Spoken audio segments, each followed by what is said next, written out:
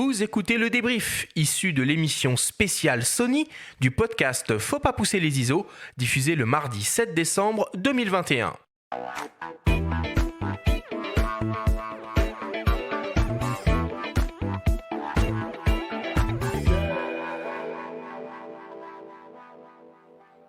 Nous sommes toujours dans Faut pas pousser les ISO sur l'émission spéciale Sony autour de l'Alpha 7 IV. C'est le moment du débrief. Fabrice, si on devait essayer de synthétiser et de résumer les informations importantes à retenir qu'on a développées tout au long de cette émission, qu'est-ce que ce serait ? Alors, il y a pas mal de choses, mais effectivement, déjà que ce boîtier-là est un peu l'aboutissement de beaucoup d'évolutions, aussi bien en qualité d'image qu'en termes d'ergonomie, qu'en termes de vélocité sur la photo et la vidéo. Donc ça, c'est intéressant. En fait, on établit avec la 7.4 d'une certaine façon un peu une nouvelle référence pour ce qu'elle doit être le plein format aujourd'hui, comme on l'avait fait avec la 7.3. Donc ça, c'est une chose que c'est vraiment un boîtier multi-cible, comme on dit, multi-usage, qu'on soit débutant et qu'on veuille vraiment se faire plaisir en photo comme en vidéo, ou qu'on soit expert, ou qu'on soit même quasiment complètement professionnel en second boîtier, ou même en boîtier premier, hein. Aussi bien en photo qu'en vidéo. Donc ça, c'est vraiment un boîtier d'une énorme souplesse, d'une énorme polyvalence, que l'univers photo n'est pas mangé par l'univers vidéo et inversement, que c'est vraiment deux univers qui ont été complètement développés dans le boîtier et qui sont extrêmement bien cloisonnés pour ne pas se contaminer et pouvoir être utilisés à plein, chacun dans son secteur, en fait. Ce qu'on voit bien dans la nouvelle interface de menu, du coup. Exactement. L'architecture qui a été entièrement redessinée fait la part belle et fait la distinction entre les deux Tout univers, à fait. finalement. Ouais, alors, le menu photo est plus complet parce qu'il y a toujours le bouton vidéo qu'on peut actionner quand on est en photo. Mais le menu vidéo, lui, pour le coup, voilà, comme on ne peut pas actionner la photo en vidéo, il sera quand même très, très dédié. Et puis surtout, il y a un petit bouton qui permet de switcher de l'un à l'autre et donc d'avoir toute la configuration des boutons dessus. Donc ça, c'est cette polyvalence, ce cloisonnement, le fait que on peut l'utiliser que en photo et que la photo n'a pas été brimée parce qu'on a développé la fonction vidéo et inversement. Donc ça, c'est voilà, c'est un peu la nouvelle référence de ce que doit être un boîtier plein format aujourd'hui. Je pense que la 7.4 va proposer ça. Ouais, puis l'écran orientable dans toutes les directions. Longtemps, on entendait chez vous, chez d'autres constructeurs, c'est trop fragile sur les boîtiers pro, on peut pas faire, on préfère mettre des écrans alors longtemps fixes ou alors inclinables d'une certaine manière. Là, on voit avec la 7C, la 7S3 et désormais la Bien 7.4 que vous y allez. Ouais, Donc ça, c'est 10. ouais, c'est une bonne chose, ça. Donc ça, effectivement, donc après, l'ergonomie du boîtier, donc comme tu disais, la qualité du viseur, hein, le confort d'utilisation, l'ergonomie fait partie du confort. Chaque bouton a été, on va dire, individualisé dans son contact avec les doigts. C'est-à-dire qu'on peut les reconnaître alors qu'on a l'œil dans le viseur, c'est beaucoup plus facile qu'avant. L'écran, effectivement, latéral, qui a une colorimétrie incroyable, en fait, c'est un nouvel écran, en fait, un peu différent. Il y a des noirs plus profonds, il y a une colorimétrie très très bonne. Le fait qu'on puisse le fermer, moi je trouve ça sympa pour le protéger, comme il y a aussi sur la 7C d'ailleurs. Voilà, le viseur qui est vraiment incroyable. Voilà, tout devient plus fluide en fait. En fait, on est arrivé à un tel niveau de technologie dedans, d'algorithme, de fluidité, qu'en fait l'appareil est là pour se faire oublier et on peut toujours reprendre le contrôle dessus. Donc ça, je pense, voilà, on est arrivé à un point très avancé de technologie au service des créateurs d'images, photos et vidéos. Est-ce que tu peux nous donner les caractéristiques principales de ce boîtier en photo ? Alors en photo, si on veut résumer, effectivement, donc c'est le capteur, 33 millions de pixels, d'accord, jusqu'à plus de 200 000 ISO, ça c'est pour des usages bien spécifiques, une rafale à 10 images par seconde, fichier RAW, on n'a pas parlé de fichier HEIF, mais effectivement, peut-être pour une autre émission.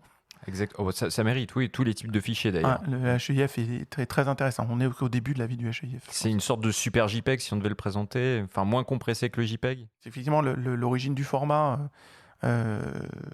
nécessite aussi des coûts d'accessibilité, ce qui fait qu'aujourd'hui, le workflow HEIF n'est pas vraiment établi, même si aujourd'hui c'est un encodage vidéo en 4.2.2, en 10 bits, donc c'est une sorte de super JPEG mais en codage vidéo.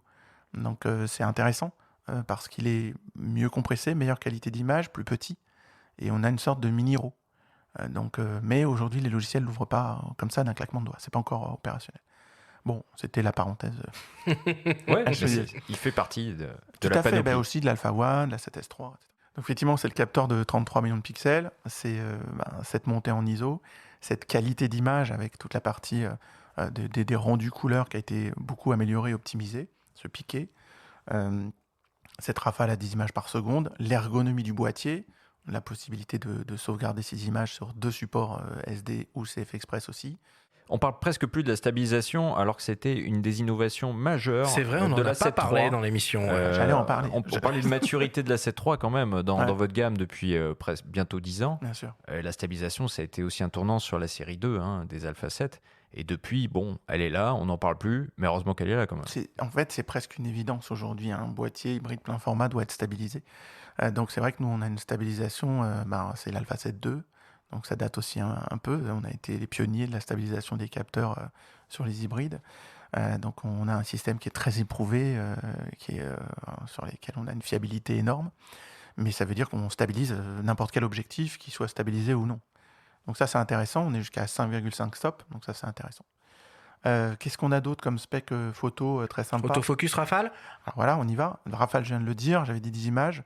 L'autofocus, donc ça, avec le suivi des yeux en temps réel. Ça, c'est juste incroyable. Quand on sait qu'aujourd'hui, on photographie majoritairement de l'humain ou des animaux, mais des personnages. Et ce qu'on veut, c'est l'expression du regard. Donc ça, c'est d'une fluidité incroyable à l'usage. Donc effectivement, les algorithmes IAS qui permettent de suivre les yeux du sujet, c'est vraiment essentiel aujourd'hui. Et c'est surtout d'une fluidité incroyable parce que c'est 80% de nos images, que ce soit humains ou animaux. Et alors, un exemple assez incroyable du fonctionnement de ces systèmes, c'est quand on est par exemple en mariage, le photographe de mariage peut très bien enregistrer le visage du démarié, d'accord? Et comme ça, il y aura une priorité visage dans les différentes photos de groupe qui vont être faites au visage des mariés ou de la mariée, et systématiquement, ça prendra les yeux, quelle que soit, d'une certaine façon, la position du sujet. Donc tous ces algorithmes-là sont tellement aboutis aujourd'hui que ça devient incroyablement facile de l'utiliser. Ça marchera en vidéo, ça, pour Et un ça mariage, par marche exemple aussi, ouais. bien sûr, ça marche déjà en vidéo. Et ce qui est inauguré par la facette 4, par exemple, c'est que ça marche aussi bien en photo, en vidéo, aussi bien pour les humains que les animaux, que les oiseaux. Hein. Et ce sont des bases de données différentes, il faut juste le sélectionner. Donc ça, c'est très intéressant comme système de mise au point au quotidien. Et est-ce que du coup, tu peux nous donner les principales caractéristiques de l'appareil en vidéo, pour terminer? Alors en vidéo, tout ce que je viens de dire sur l'autofocus, c'est en vidéo. Mhm. En vidéo, les caractéristiques, c'est effectivement qu'on est en 4K jusqu'en 60 images par seconde, qu'on encode avec aujourd'hui les codecs les plus courants et les meilleurs qui sont H264, H265, que tout est fait en interne et extrêmement facilement utilisable. Et que notamment la stabilisation de l'image se dote d'une stabilisation supplémentaire active, qui est donc une stabilisation digitale en plus de la stabilisation mécanique, et qui va permettre donc de faire des vidéos, des séquences vidéo, comme si on avait un Steadicam d'une certaine façon, alors qu'on est juste à main levée.